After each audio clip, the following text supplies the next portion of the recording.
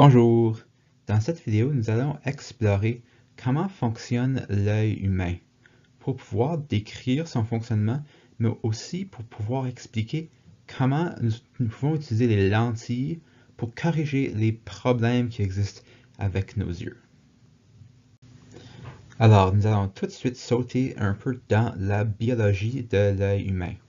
Puis, en fait, il y a beaucoup à apprendre à propos de l'œil humain, mais on va se concentrer sur certaines parties en particulier de l'œil. Premièrement, devant l'œil, ici, nous avons ce qu'on appelle la cornée. C'est la partie extérieure de notre œil, puis c'est là où les rayons de lumière vont frapper au début, puis la cornée va ensuite réfracter les rayons lumineux dans notre œil, à l'intérieur de notre œil. Après la cornée, j'aimerais vous montrer la partie ici, tout ça à l'intérieur. Ça, c'est une lentille en passant, puis on appelle ça le cristallin.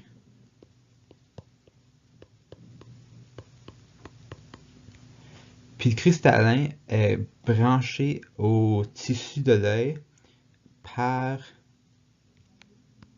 des petits fils en bas et en haut. Et ceux-là sont les muscles, on appelle ça les muscles ciliaires.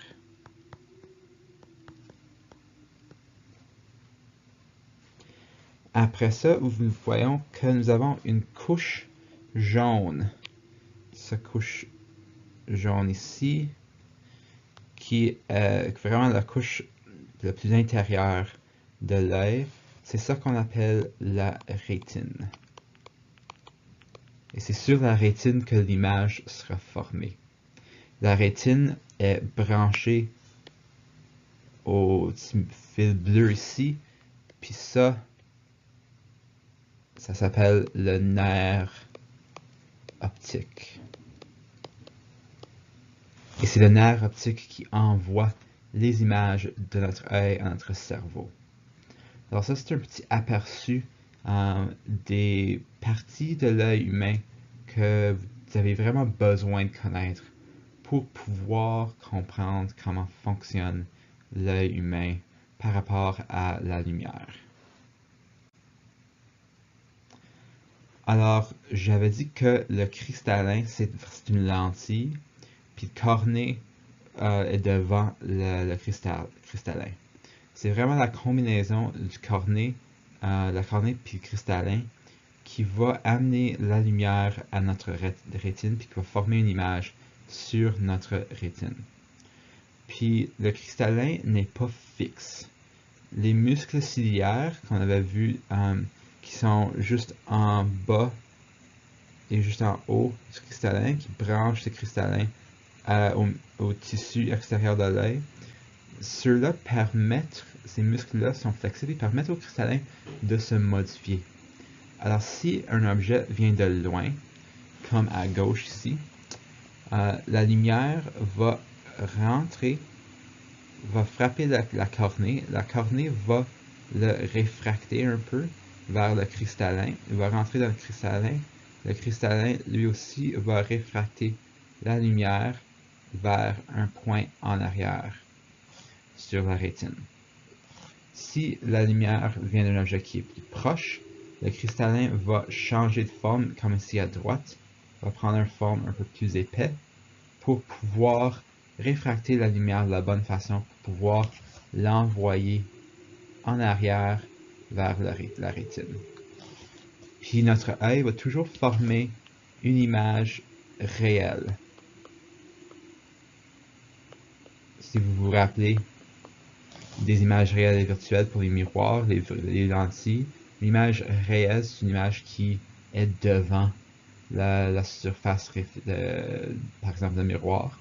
Alors, dans notre œil, on forme des images réelles sur la rétine, puis la rétine ensuite communique ces images-là à notre cerveau. Comme nous sommes des êtres humains, nous sommes tous différents. nous avons tous des yeux qui sont différents. Il n'y a pas deux personnes qui ont des yeux qui sont identiques l'un à l'autre. Alors, avec ça, il va y avoir des personnes qui ont des yeux qui ne fonctionnent pas aussi bien que d'autres personnes. Et il y a certaines raisons pour ça. Puis on va voir comment on peut utiliser des lentilles pour corriger ces problèmes qui existent. Alors, le premier problème, c'est la myopie. La myopie, c'est les gens qui sont myopes, on peut dire. C'est des gens qui ont de la difficulté à faire la mise au point des objets qui sont éloignés. Okay, alors ça, c'est vraiment des gens qui ne peuvent pas voir à loin, mais tu mets un livre devant eux, puis ils n'ont aucun problème à lire le livre. Puis la myopie existe dans des gens qui ont un globe oculaire qui est trop long.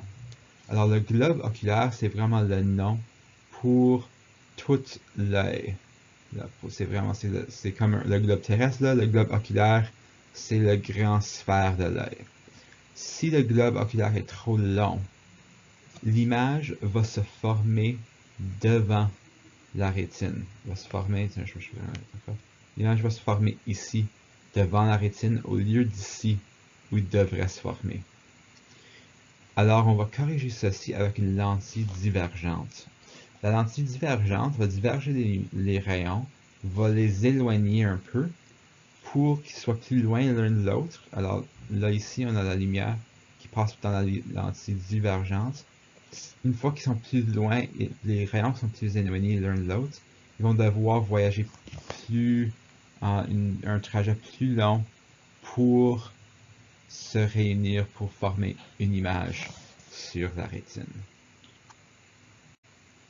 L'opposé de la myopie, c'est l'hypermétropie. Puis là, ici, on parle des gens qui ont la difficulté à voir des objets proches. Alors ça, c'est des gens qui peuvent voir, disons, l'affiche à 50 mètres de toi, mais tu mets un livre devant eux, puis ils peuvent pas lire le livre. Puis le problème, c'est exactement l'opposé. C'est que le globe oculaire, pour les gens qui sont hypermétropes, leur globe oculaire est trop court et leur image se forme derrière la rétine. Alors comme on peut voir ici, l'image se forme ici au lieu de se former ici.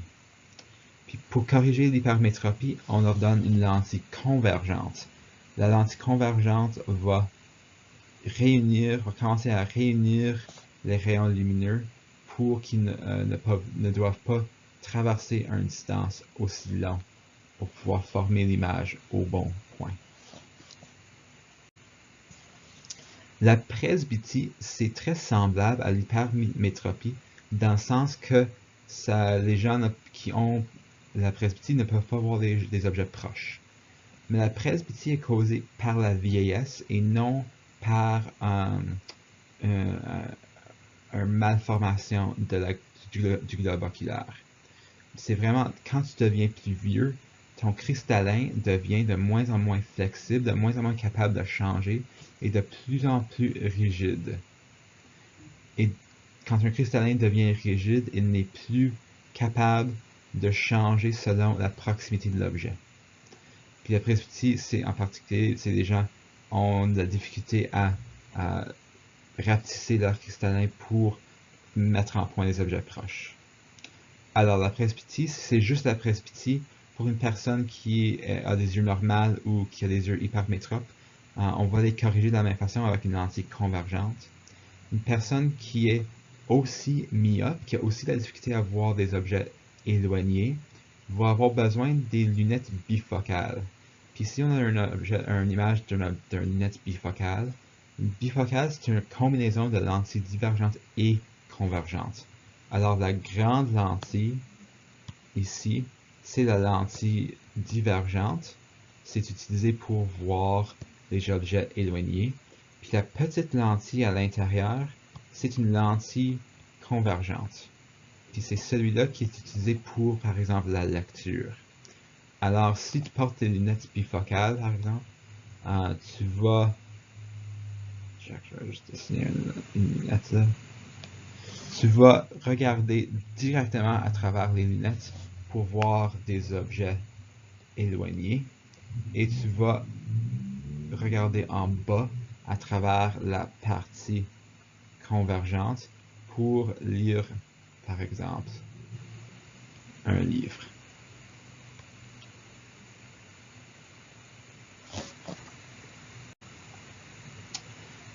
Dernièrement, l'astigmatisme, c'est quand la forme de la cornée est anormale et ne réfracte pas du tout correctement la lumière.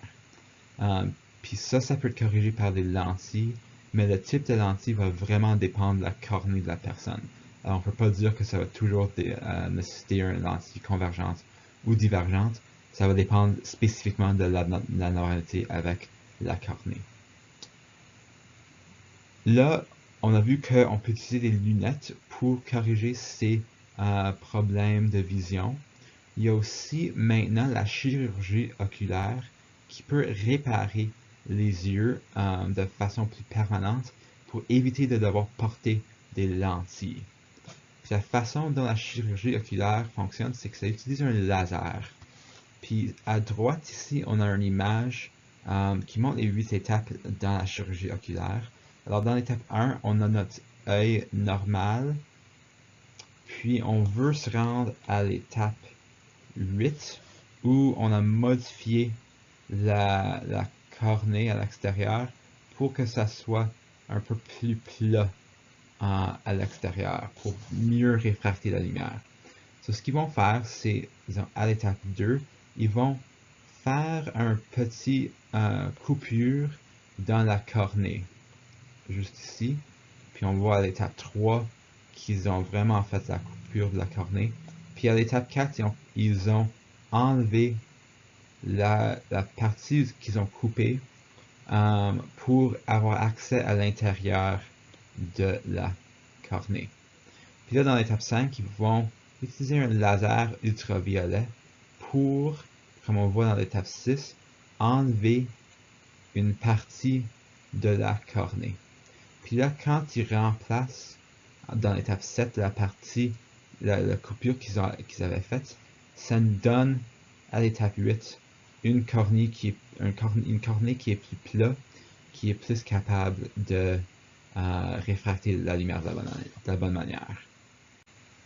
Alors, en sommaire, l'œil est composé, les deux parties principales de l'œil, c'est la cornée à l'avant, qui réfracte la lumière qui entre dans l'œil, et la rétine en arrière, où l'image va se former. Puis la rétine va ensuite transmettre l'image au cerveau à travers le nerf optique. On peut utiliser des lentilles pour corriger des problèmes de vision. Alors on utiliserait des lentilles divergentes pour corriger la myopie et des lentilles convergentes pour corriger l'hypermétropie. Si c'est les autres problèmes, ça va dépendre du problème plus spécifique pour savoir quelle lentille nous avons besoin.